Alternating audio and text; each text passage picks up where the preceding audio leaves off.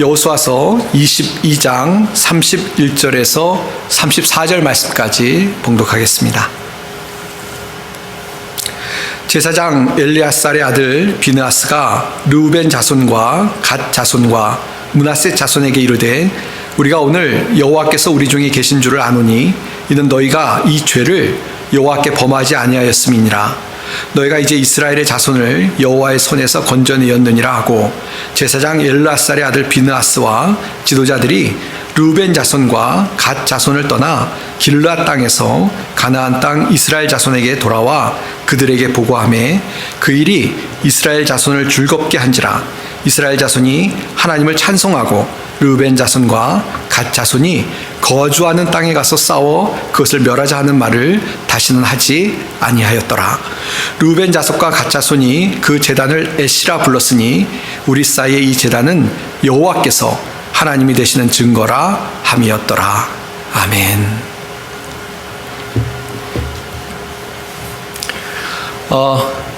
아주 오래전에 본 미국 영화입니다. Nothing to Lose라는 제목의 미국 영화였는데요. 영화는 글쎄요, 그렇게 추천할 만한 영화는 아닌데 그 영화를 이제 끝까지 보면서 여러 가지 좀 그 당시에 생각을 많이 했습니다. 어떤 생각이었냐면요, 사람이 살아가면서 조급하면, 신중하지 않으면 실수를 할 수 있겠구나라는 생각을 하게 만드는 영화였습니다. 좀 아주 짧게 소개를 드리면 이렇습니다. 그 영화의 주인공이요, 하루는 그 아내가 그 바람을 피는 것으로 오해를 하게 됩니다. 어떤 이제 상황을 보고 아내가 다른 남자하고 바람을 피는구나라고 오해를 해서 인생이 갑자기 무너져 버립니다. 그래서 너무 살기 싫다. 그러면서 그때부터 정말 정신이 정말 멘탈이 무너져 가지고요. 그래가지고 가서 막 그냥 되는 대로 행동을 합니다. 그래서 어떻게 강도짓도 좀 하고요. 막 자신이 허물어져서 망가지는 그런 내용이 소개가 됩니다. 근데 아주 심각하긴 합니다만 또 약간 그 코미디적인 요소가 있어서 그냥 볼만했습니다. 근데 나중에 이 영화에 이제 반전이 있는데요. 반전은 뭐냐면 이 사람이 크게 오해를 했던 것입니다.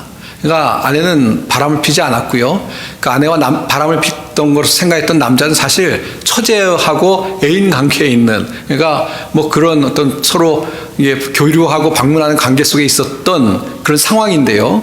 크게 오해를 해가지고 큰 실수를 범하는 그것이 영화의 줄거리였습니다. 제가 좀 재미없게 소개를 해서 그런데 영화는 좀 재밌습니다. 재밌고 그 망가지는 거를 보면은 참 안 됐다라는 생각이 들고요. 나중에 반전된 부분을 보면 약간 공감도 됩니다.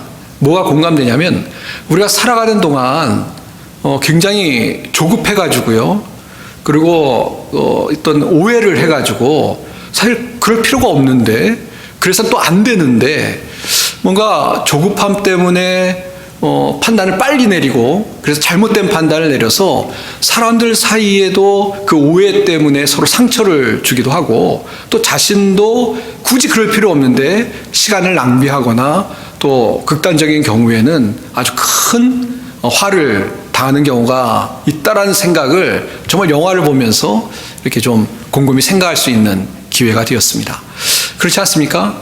우리가 살다 보면은 우리가 그래서는 안 되는데 그냥 마음에 욱하는 생각이 들어가지고 잘못 판단을 하고 그것 때문에 어떤 사람들에게 상처를 주기도 하고요.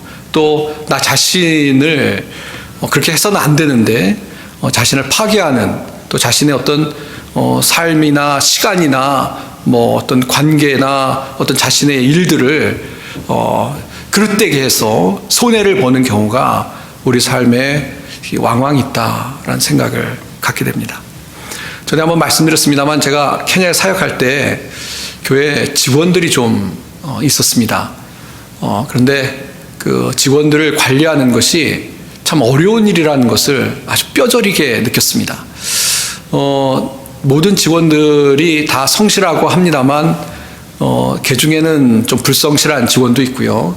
또 어떤 경우에는 성실하다가도 문제를 일으키는 직원들도 있고, 그래서 이 관리자가 된다는 건 참 어렵구나라는 생각이 들었는데, 이렇게 관리를 하다가 실수를 좀 한 경우도 있고요.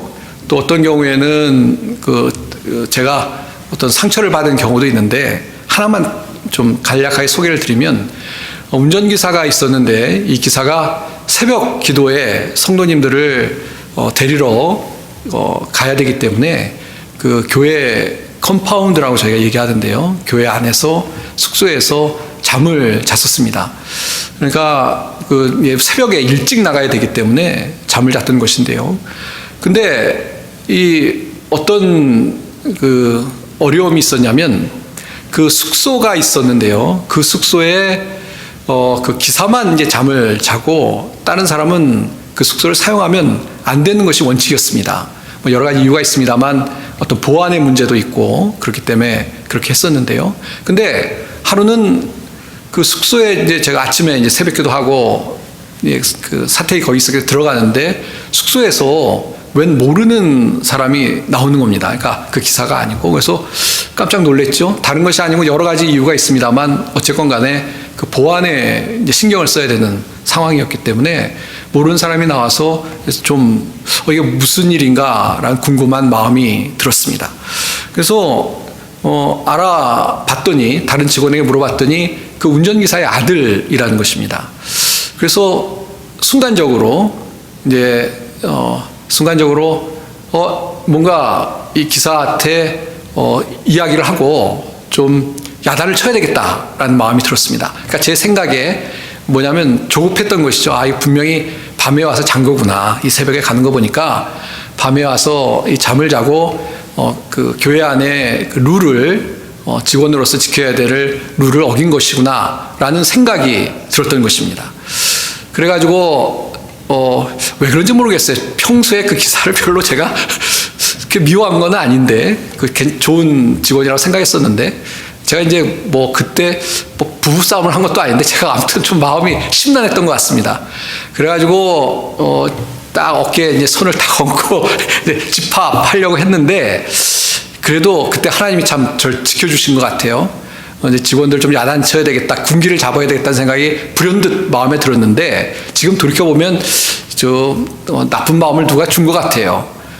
그런데 시간을 좀 가질 필요가 있다는 마음이 불현듯이 들었습니다. 내가 너무 성급한 거 아닌가? 아마 새벽기도 끝나고 나서 그런 것 같습니다. 그래가지고 좀 더 알아봤습니다. 알아봤는데 제가 잘못 오해를 했던 거더라고요. 뭐냐면 밤새 잔 것이 아니고, 또 이제 약간 상상을 해서 이런 일이 자주 있었을 거라는 상상을 좀 했었는데요.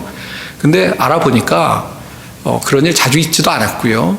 또 뭐냐면 그날 아침에 아마 학교를 가기 전에 이제 아버지를 만나기 위해서 잠깐 들렸던 것이다 라는 것을 나중에 알게 됐습니다.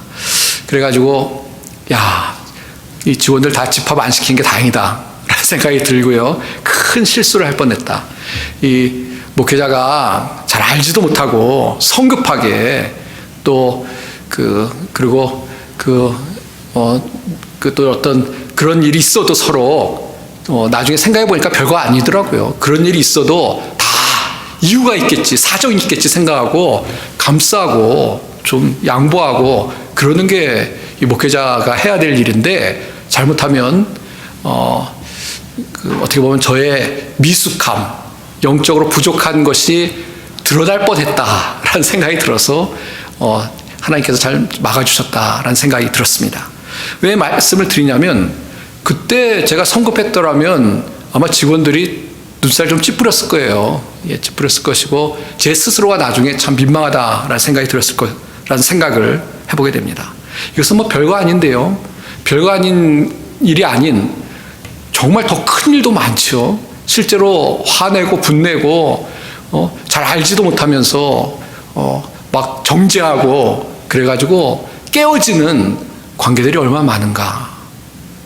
그래서 생각을 좀 해볼 필요가 있다는 그 말씀을 드리게 됩니다. 그래서 오늘 말씀에 결론부터 말씀을 드리고 오늘 말씀을 좀 살펴보려고 한다면, 우리가 하나님의 자녀들이기 때문에 우리가 영적인 삶을 살아가고 있거든요. 우리는 정말 이 어떤 하나님께서 만드신 세상 속에서 이 영적인 세상 속에 살아가는 하나님의 자녀들인데요. 우리가 세상을 살아갈 동안 그래서 우리가 부족하고 연약해서 실수하기도 쉽고 또 그럴 땐 판단을 하기도 쉬운데 자꾸 그렇게 해서는 안 되겠고요. 하나님의 자녀로서 영적인 분별력을 가지고 성급해서도 안 되고 조급해서도 안 되고요. 하나님의 마음을 품고 하나님의 생각을 품고 좀 분별력 있는 신앙생활을 살아야 되겠다. 그것이 우리를 위해서 너무나 중요한 것이다 라는 것을 좀 깨닫고 살아갔으면 좋겠습니다. 이 결론부터 말씀드렸는데 왜 그것이 중요한지 말씀을 통해서 좀 우리가 오늘 도전을 받으려고 합니다. 오늘 이야기는 이렇습니다. 우리가 여호수아서 22장 31절부터 뒷부분을 봤습니다만 그 앞부분에 있는 내용을 잠깐 소개하면 이렇습니다. 이제 이스라엘 백성들이 가나안 땅을 점령을 하고요. 어느 정도 그 점령한 것들이 이제 완성이 되고 정착을 하게 되었습니다. 그러면서 이제 여호수아가 이 22장 1절에 보시면 세 지파를 호출을 합니다. 왜 부르냐면 이 세 지파에게는 그 지파들마다 정해진 땅이 있는데 이 세 지파는 특별히 요단강을 중심으로, 요단강은 그 이스라엘의 가운데 이렇게 중심이 되는 그런 강인데요. 위에서 아래로 흐르는 강인데 이 요단강을 중심으로 이 세 지파는 오른쪽, 동쪽에 그들의 살 거주지가 지정되어 있었습니다. 나눠서 지정되어 있었던 것이죠. 그래서 이제 이 세 지파가 가나안을 점령하기 위해서 함께 힘을 합쳐서 이제 요단강 서편을, 동편이 아니라 서편을 점령하는 데 같이 공을 세웠었는데요. 이제 어느 정도 안정이 되니까 이제 동편으로 여호수아가 이 세 지파를 보내게 된 것입니다. 그러니까 이제 정착해야 될 곳에 가서 이제 정착하고 살아라라고 보내게 되었습니다. 그 이야기가 소개되는데 특별히 22장 5절에 보시면요. 이 세 지파는 어떤 지파냐면 르우벤, 갓, 그리고 므낫센, 반지파, 세 지파인데요. 이들을 동쪽에 보내면서 5절에 보시면 아주 당부를 하죠. 하나님의 말씀을 지키고 하나님을 사랑하고 또 하나님께서 원하시는 대로 행하면서 그곳에서 신앙적으로 잘 살아야 된다라는 당부를 하고 그곳으로 보내게 됩니다. 자, 이들이 이제 가면서 아마 만감이 교차했을 겁니다. 어떤 마음에는 이제 전쟁이 끝나고 자기들이 거주할 곳에 갈 생각을 하니까 희망에 찼을 겁니다. 이제 그곳에 가서 그곳에서 가족들과 함께 잘 살아야지라는 희망을 가졌을 것입니다. 또 한쪽에는 그런 기쁨과 희망뿐만 아니라 좀 서운한 마음도 있었을 거예요. 서운하다기보다는 뭐랄까요? 좀 헤어지는 아쉬움이 있었을 것입니다. 왜냐하면 같은 어떤 전쟁을 가지던 전우죠. 동지였는데 그런 다른 지파를 떠나서 이제 그곳에 가서 정착을 해야 되니까 또 그 정착하는 가운데 어떤 어려움이 따를 수 있겠죠. 그래서 그런 어떤 어려움에 대한 불안한 마음도 있었을 것입니다. 여러 가지 마음을 가지고 이제 이 세 지파가 이동을 하게 됩니다. 자, 근데 이렇게 해서 이제 헤어졌어요. 서로 이별을 했습니다. 근데 성경에 보니까 이별을 하고 나서 잘 이별한 것 같은데 소문이 들려옵니다. 그 10지파, 여호수아와 함께 했던 10지파에게 소문이 들려오는데요. 어떤 소문이냐면 그곳에 간 세 지파가 요단강가에 10절 말씀인데요. 10절에 보시면 요단강가에 제단을 세웠다라는 소문이 들려옵니다. 제단을 세웠는데 어떤 제단이냐면 보기에 큰 제단을 세웠다.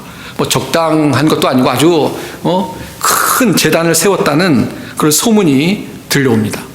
그 소문을 듣고 이스라엘 백성들이요, 뭐 당황하고 놀랬습니다. 그뿐만 아니라 보니까 좀 분노한 것 같습니다. 화가 나서 야, 이 싸우러 가야 되겠다라는 마음이 들었던 것으로 보여집니다. 읽지 않겠습니다. 12절에 나온 내용이죠. 이스라엘 백성들이 그 소문을 듣고 이거 뭐지? 라고 하면서 가서 싸워야 되겠다라는 생각을 갖습니다. 왜 그러냐? 왜 이 요단강가에 그 제단을 세운 것이 문제냐 하면은 하나님께서 신명기에 이제 말씀을 주셨는데요. 뭐냐면 이 우상을 섬기는 제단을 섬기게 될까봐 하나님이 제사를 드리는 것은 하나님이 정해진 곳에서만 드려야 된다라고 이미 말씀을 주셨다는 것입니다. 신명기 12장 13장에 보시면 나온 내용인데요. 그러니까 아무데나 제사를 드릴 수 있는 곳을 만들면 안 되는 것이죠. 하나님께서 말씀하신 곳에서, 특별히 이제 뭐 성막이 세워지는 실로 같은 곳에서만 제사를 드리도록 하나님이 말씀하셨는데, 이 10지파, 그러니까 그 12지파 중에서 이쪽에 간 지파들은 자기들이 제사를 드리기 위해서 제단을 세웠다고 하니까 나머지 지파 사람들은 그것에 대해서 이제 놀라고 당황스럽고 분노하게 되었다는 것입니다. 상황이 어떤지 이제 이해하실 겁니다. 자, 이제 큰일 난 거예요. 무슨 일이 난 거냐면, 그쪽으로 간 이 세 지파들이 잘못했다고 나머지 지파 사람들이 소문을 듣고 전쟁이 나게 생긴 것입니다. 내전이 일어나게 된 직전인 상황이 되었다는 것입니다. 자, 근데 여기 아주 반전이 되는 내용이 나오고 있습니다. 뭐냐면 이제 전쟁이 날 수 있는 충분한 상황이 됐는데요. 근데 이 나머지 지파 사람들, 여호수아와 함께 있던 요단강 서편에 있던 사람들이 분노하다가 갑자기 어떤 내용이 지금 성경에 소개되고 있냐면, 이들이 성급하고 조급하지 않고 이 문제를 하나님의 어떤 뜻 안에서 해결해야 되겠다는 생각이 든 것이 성경에 소개되고 있다는 것입니다. 그래서 어떤 결정을 하냐며, 우리가 그냥 쳐들어가자라고 하지 않고 미리 가서 상황이 어떤 상황인지를 알아봐야 되겠다라는 생각을 가지고 제사장의 아들과 그리고 각 지파에서 한 사람씩 그곳에 가서 그 세 지파 사람들을 만나서 이야기하고 상황을 알아보려는 그런 결정을 하게 됩니다. 그래서 사람들을 뽑죠. 그리고 이 사람들을 뽑아서 진상을 조사하기 위해서 이 사람들을 파견을 하게 됩니다. 참 이게 쉬운 것 같은데요. 근데 굉장히 중요한, 우리가 그런 얘기하죠. 신의 한 수라는 이야기를 하는데, 신의 한 수가 지금 이스라엘 백성들 가운데 이루어지고 있는 것입니다. 만약에 여기서 그냥 앞뒤 안 재고요, 흥분해서 쳐들어갔으면 내전이 일어나는 것이죠. 그러나 그렇지 않고 어떻게 보면 세 지파에 대한 좀 긍휼한 마음도 있었던 것으로 보여집니다. 그들을 사랑하는 마음이 있었기 때문에 무작정 할 것이 아니다. 우리가 이 상황이 무엇인지 알아보고 결정을 해야 되겠다라고 해서 조급하지 않고 꾹 참고 인내하고 상황을 알아보려고 했다는 것입니다. 성경에 보면 우리가 성급하거나 조급해서는 안 된다는 말씀들을 자주 보게 됩니다. 야고보서 1장 19절에 보시면요, 내 사랑하는 형제들아, 너희가 알지니 사람마다 듣기는 속히하고 말하기는 더디하며 성내기도 더디하라. 예. 가슴이 찔리는 말씀입니다. 저에게는 이 말은 좀 천천히 하고 더디하고 듣기는 속히하라. 우리가 문제가 되는 건요, 잘 듣지 않아서 문제인 거죠. 듣는 걸 먼저 잘 듣고 판단을 해야 되는데 듣지를 않아요. 그리고 말을 빨리 하는 거죠. 말을 막 먼저 해버려가지고 문제가 되는데, 이미 야고보서에는 우리에게 이런 교훈을 주고 계십니다. 오히려 듣기는 속히하고 말하기는 더디하라. 그러니까 일단 잘 들어보라는 얘기가 얼마나 중요한지요. 예. 그냥 상황 판단 없이 말을 쏟아가지고 실수하지 않도록 이미 경계하고 있는 말씀입니다. 특별히 그 야고보서 1장 19절에는 보시면요, 성내기를 더디하라 그러면서 사람이 성내는 것이 하나님의 의를 이루지 못한다라는 구절이 이어지고 있습니다. 예. 그러니까 듣지 않고 말을 하고 막 성내지 말라는 것이죠. 예. 그러면 하나님의 의를 이룰 수 없기 때문에 라고 아주 강조해서 이야기를 하고 있습니다. 디모데전서 5장 19절에 보시면요, 장로에 대한 고발은 두세 증인이 없으면 받지 말 것이요 그랬습니다. 그러니까 장로가 뭐 이랬다더라 라고 어떤 이야기가 돌아요. 소문이. 누가 고발을 해요. 근데 그 얘기만 듣고 이 사람 이거 말이야 그러고 확 분노하고 화내서 정죄하지 말고요, 징계하지 말고요, 최소한 두세 증인을 증인을 확보해야 된다라는 말씀입니다. 꼭 두세 증인이나 숫자에 얽매일 게 아니라 이게 무슨 강조냐면 신중하라는 겁니다. 신중하라고. 조급하지 말라는 것입니다. 잘 분별하라 라는 하나님의 실제적으로 우리에게 주시는 교훈의 말씀입니다. 실제 제가 목회를 해보니까요, 교회 안에 너무 성급해서 문제되는 경우가 많은 것 같아요. 충분히 사랑의 마음을 가지고 조급하지 않고 잘 들어보고 상대를 이해하려고 하면 문제가 풀어지는 경우가 참 많은데, 이해하지 않으려고 하고 내가 나만 옳다고 생각해가지고 상대에 대해서 상대의 이야기를 들으려고 하지 않아서 참 문제가 되는 경우가 많은 것을 보게 됩니다. 그래서 너무나 소중한 말씀이고, 오늘 이스라엘의 이런 어떤 행동이요, 우리에게 좀 도전이 돼야 되겠다라는 생각을 해보게 됩니다. 자, 그래서 이제 어떻게 되냐면 사건을 좀 더 설명하겠습니다. 그래서 이제 파견된 사람들이요, 그 세 지파의 지도자들을 만납니다. 자, 근데 아니나 다를까 큰 실수를 할 뻔했습니다. 뭐냐면 그 갔던 요단강 동편에 갔던 사람들이 뭘 만든 건 맞아요. 근데 이 만든 것이 제사를 드리려고 만들었던 것이 아니었다는 것입니다. 알고 있었어요. 거기 들이면 안 된다는 거를. 그래서 그런 목적으로 만든 것이 아니라 일종의 뭐였냐면 그 증거, 그러니까 하나님 안에서 이 서편에 있는 이스라엘 사람들과 동편에 있는 사람들이 한 하나님을 섬기는 사람들이라는 것을 증거하는, 혹은 교육적으로 그 후손들에게 그것을 보여주기 위한 그런 기념 혹은 증거하는 그런 곳이었다라는 것입니다. 그래서 사실은 굉장히 큰 실수를 할 뻔했는데요. 그게 제사를 드리는 곳이었으면 당연히 뭐 가서 증거를 해야죠. 그러나 그것이 아니었다라는 것을 이제 깨닫게 되는 그런 아주 행복한 좋은 일이 이루어지게 된다는 것입니다. 근데 여기서도 참 이게 이제 계속 이 분위기를 좀 읽으셔야 되는데요. 이 19절, 22장 19절에도 보시면요, 이 간 사람들이 질문을 할 때 어떤 이야기를 하냐면 19절에 보시면요, 그런데 너희의 소유지가 만일 깨끗이 아니하거든 여호와의 성막이 있는 여호와의 소유지로 건너와 우리 중에 소유지를 나누어 가질 것이니라 라는 구절이 있죠. 보면요, 이 서쪽에서 간 사람들이 이야기를 하는데 막 공격적으로 이야기하고 추궁하고 하지 않습니다. 오히려 너희들이 만약에 지금 간 동쪽에서 영적으로 이게 너무 어두워가지고 그래서 견딜 수 없어서 그런 것이면 우리한테 와라, 우리가 나눠 가지겠다 라고 굉장히 배려하는 말을 지금 하고 있다는 것입니다. 그러니까 이 어떤 자세가 달라요. 막 가서 윽박지르고 정지하고 하는 것이 아니고, 만약 너희가 정말 어려움이 있다면 와라, 우리가 충분히 너희들 품고 바라주겠다라는 이야기를 하고 있는 것을 우리가 볼 수가 있다는 것입니다.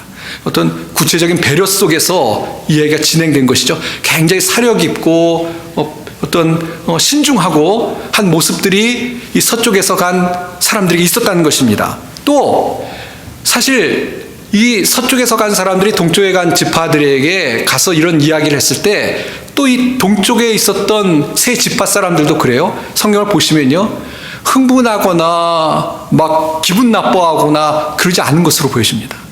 충분히 그럴 수 있죠. 아니 알지도 못하고 와가지고 쳐들어와가지고 말이야, 감나라 배나라 그러고 막 나를 공격하려고 막 이렇게 막 쳐들어왔어? 라고 생각할 수 있었을 텐데요. 상황은 그렇죠. 그런데 이 세 지파 사람들이 전혀 분노하거나 하지 않고 기분 나빠하지 않는 것으로 보여지고 차근차근 자신들의 상황을 설명을 하고 있는 것을 성경을 통해서 볼 수가 있습니다.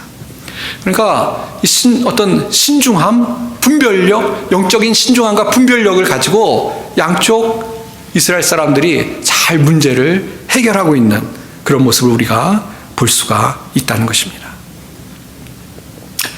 여기서 우리가 좀 1차적으로 정리를 하고 말씀을 계속 살펴봤으면 좋겠습니다.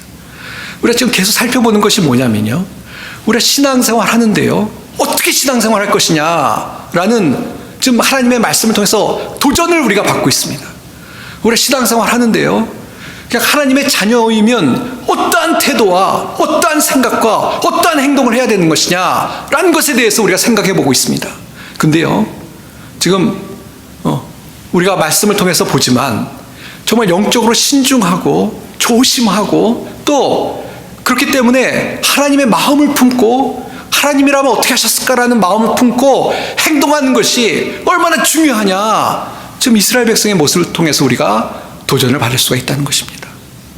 오늘 이스라엘 백성은 아주 굉장히 어떤 영적으로 지금 일을 처리하고 있죠. 그러나 반대를 한번 생각해 보십시오.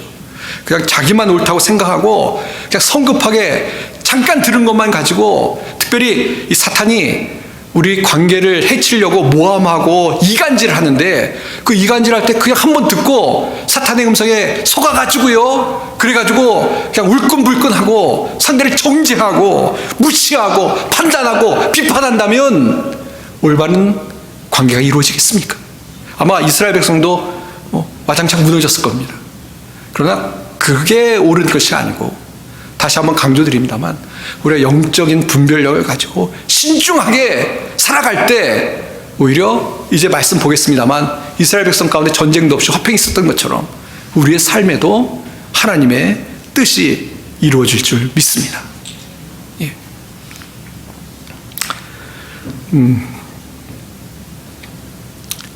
요한계시록에 보시면요, 요한계시록 2장에 보면 교회들에 관한 이야기가 나오면서 에베소 교회가 나옵니다.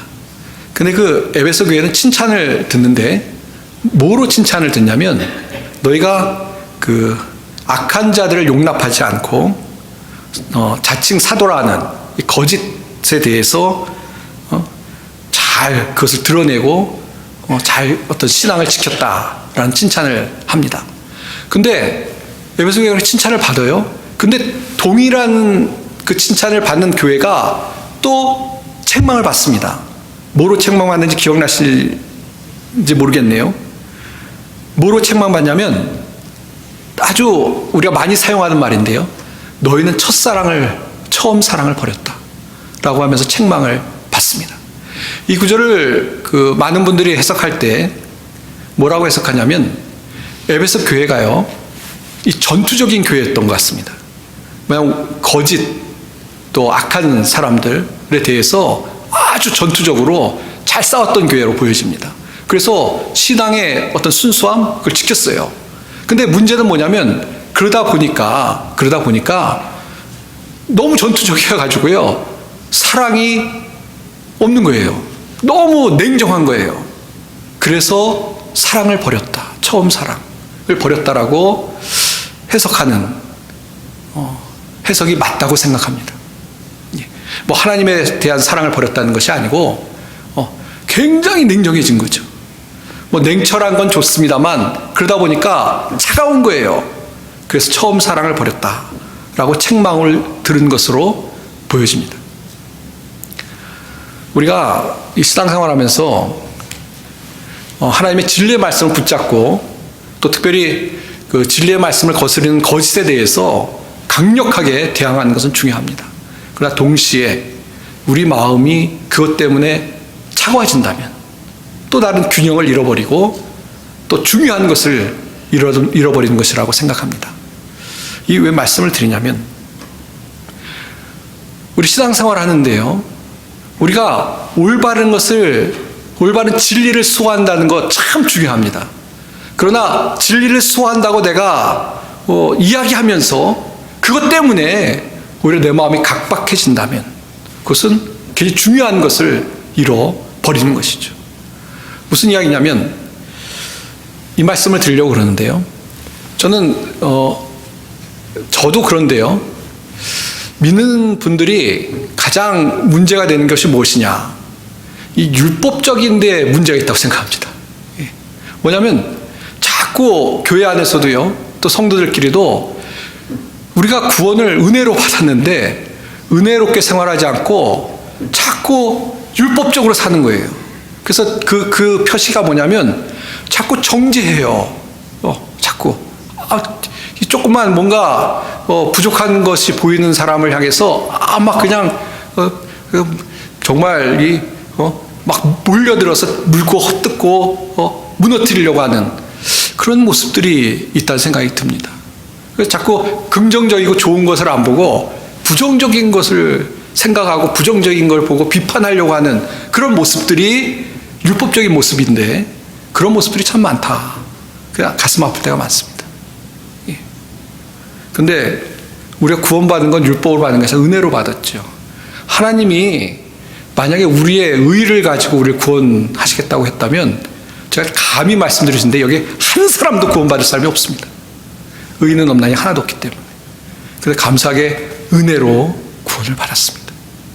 그래서 우리가 은혜로 구원받은 사람이기 때문에 다른 사람에 대해서도 은혜로 대하고 은혜로 행동하는 것이 당연한 줄 믿습니다. 예, 당연한 줄 믿습니다. 근데 우리가 그렇지 못해서 문제인 거죠. 그렇지 못해서 문제입니다. 그러니까 자꾸 왜 조급하고 성급하고 왜 분노하고 그러냐. 아직 우리 속에 은혜가 충만하지 않아서 그래요. 은혜가 넘치면요, 저는 우리의 생각과 태도가 완전히 바뀌어서 살 수 있을 거라고 생각합니다. 은혜가 정말 마음속에 넘치면 누가 와서 뭐라고 하건 상처를 주건 또 다른 사람에 대해서 정말 이해하려는 마음이 생기고 이해하고, 영어로 이해가 understand잖아요. 밑에서 보는 겁니다. 밑에서서 보려고 하고 나보다 낮게 여기고 그러다 보면 뭐 정죄하거나 판단할 수 있겠습니까? 근데 우리가 아직 은혜가 부족해서 그렇다. 그래서 은혜 충만한 사람이 잘 분별하고 또 신중할 수 있겠다라는 생각을 갖습니다. 예, 약간 옆으로 벗어난 것 같은데 이제 말씀을 좀 정리하도록 하겠습니다. 자, 그래서 이스라엘 오늘 사건은 잘 해결됩니다. 다 오해가 풀리고요. 그리고 이제 대표로 갔던 사람 다 돌아오고요. 다 서로 행복하고 즐겁게 해피엔딩으로 이야기가 끝납니다. 그 해피엔딩으로 끝날 수 있었던 이유가 뭐냐? 서두르지 않아서 그렇습니다. 조급하지 않아서 그렇습니다. 왜 조급하지 않았을까? 저는 그렇게 생각합니다. 이 이스라엘 백성들이 이때는, 최소한 이때는 하나님의 은혜로 충만했었던 거예요. 그래서 서두르지 말자. 사랑으로 그 다른 지파들을 좀 대하자라는 마음이 있어서 충분히 신중하게 해서 문제가 잘 풀어졌다고 생각합니다. 우리가 오늘 말씀을 보면서 우리에게 적용할 수 있어야 될 줄 믿습니다. 좀 신앙생활 할 때 신중하셨으면 좋겠어요. 좀 분별력 있으셨으면 좋겠어요. 좀 그래서 마음속에 정말 하나님이라면 어떻게 생각하실까? 어떻게 행동할까? 그렇게 마음을 좀 하나님께 맞추고 신앙생활 할 수 있는 우리 성도님들이 다 되시길 바랍니다. 세상에서 가장 맛있는 라면이라는 그런 이야기가 있습니다. 들어보신 분이 있는지 모르겠네요. 7살 아들을 키우는, 홀로 키우는 아버지 이야기인데요. 이 아버지가 이 아들을, 엄마 없이 어린 아들을 키우려니까 얼마나 힘들겠습니까? 그래서 그 어떤 상황을 묘사를 하는데요. 가슴에서 바람 소리가 난다라고 이제 표현하고 살아가는 사람입니다. 근데 하루는 멀리 출장을 가게 됐는데요. 출장을 갔다가 이제 늦게 돌아왔는데 아이가 거실 소파에서 잠들어 있는 것을 발견합니다. 근데 그 아이가 거실 소파에 잠들어 있는데 침대에 가봤더니 그 침대에 퉁퉁 불어터진 컵라면이 이불 밑에 있었다는 겁니다. 그래서 아버지가 화가 났어요. 내가 없으니까 이놈이 그냥 먹다가 침대에다 그냥 먹던 거 두고 잠들었는가 보다고 화가 났다는 것입니다. 그래서 아들을 깨운 다음에 엉덩이를 척척 때리면서 그냥 해 붙였어요. 예. 저는 그 글을 읽으면서 제 얼굴이 제 그 과거의 글들이 좀 떠올랐는데요. 충분히 이해가 되죠. 근데 이 아들이 엉덩이를 맞고 나서 하는 얘기가 뭐냐면 볼멘 소리로요. 장난친 거가 아니고 이 사실은 그 컵라면이 아빠의 저녁밥이야 라고 얘기했다는 겁니다. 무슨 얘기냐면 얘가 컵라면 2개를 하나 자기 먹고 이제 아버지를 위해서 컵라면을 이제 애니까 좀 생각이 짧은 거죠. 그러나 어쨌건 그 아버지를 위해서 컵라면을 이제 물을 버놨는데 그게 이제 식을까봐 이불 속에 넣는 거예요. 옛날에 우리 밥 식지 말라고 넣는 것처럼. 그러니까 뭐 장난친 게 아니고 정말 아버지를 생각하는 마음으로 그렇게 한 거죠. 근데 이 아버지는 그냥 그게 이제 화가 난 이유가 뭐냐면 그 컵라면이 이불 속에 있으니까 넘어져가지고 국물이 다 흘렀거든요. 그러니까 그것만 보고 화가 났던 것이죠. 그러다 그 이야기를 듣고 나서 이 아버지가 아들을 와라 끌어안고 미안하다고 얘기하고 울었다는 것입니다. 예. 우리가 살면서 때론 너무 성급하고 조급하고 그리고 하나님의 관점으로 세상을 보지 않고 나의 생각으로 그냥 내가 옳다고 생각해서 나의 관점으로 세상을 봐서 실패할 때가 얼마나 많은지 다시 한번 이 이야기 속에서도 우리의 모습을 좀 보게 됩니다. 그래서 어떻게 해야 되겠느냐? 어떻게 해야 되겠느냐? 우리가 좀 더 하나님의 마음을 품고 사랑 가운데 또 정말 말씀에 의지해서 분별하고 신중하게 살아갈 수 있는 그런 우리의 모습이 되어야 될 줄 믿습니다. 사랑하는 성도 여러분, 듣는 것은 잘 들으시고요. 말은 좀 더디게 하십시오. 좀 한번 생각하고, 생각이라는 게 뭐냐면 내 생각 말고요. 하나님이라면 어떻게 하셨을까 생각을 하고 그러고 나서 말하거나 행동할 수 있는 성도님들이 되셨으면 좋겠습니다. 좀 화가 확 올라오실 때 좀 하나님이 기뻐하실까? 하나님의 의를 이루는 것이 아니야! 라면서 화를 좀 쫙 한번 내리고 그리고 나서 행동하실 수 있는 우리 성도님들이 되셨으면 좋겠습니다. 사랑하는 성도 여러분, 하나님이 우리를 사랑하셔서 독생자 예수 그리스도를 이 땅에 보내주셨습니다. 로마서에서는요, 우리가 죄인 되었을 때, 우리가 연약했을 때, 그리고 우리가 원수 되었을 때 하나님이 우리를 사랑하셔서 우리를 구원하셨다라고 말씀하십니다. 그만큼 하나님이 우리에 대해서 이런 표현 써도 될지 모르겠습니다만 신중하셨던 거예요. 그냥 조급하셔서 한 번에 다 쓸어버린 게 아니고 우리를 사랑하셔서 우리에 대해서 아주 세밀하게 구원의 계획을 세우고 그 구원의 계획대로 독생자 예수 그리스도를 이 땅에 보내셔서 우리를 구원해 주셨습니다. 그 하나님의 마음을 품고 살아갈 수 있는 우리 성도님들이 다 되시길 바랍니다. 그런 마음으로 신중한, 영적으로 신중한 삶을 살아가서 정말 주님을 기쁘시게 하고 또 이 땅에 살아가는 동안 하나님의 뜻을 이룰 수 있는 우리 모든 성도님들이 다 되시기를 주님의 이름으로 축원드립니다. 기도하겠습니다. 하나님 아버지, 우리가 살아가는 동안 우리의 자아가 살아있어서 신중하지 못하고 성급하고 조급하고 또 나의 생각대로 판단하며 살아갈 때가 많이 있습니다. 하나님 아버지 용서하여 주옵소서. 하나님 저희들 마음속에 성령이 역사해 주셔서 우리가 늘 영적으로 분별하며 깨어있고 또 주님의 뜻대로 행할 수 있는 저희들의 삶이 되게 도와주시옵소서. 주의 은혜를 감사드리며 예수님의 이름 받들어 간절히 기도하옵나이다. 아멘.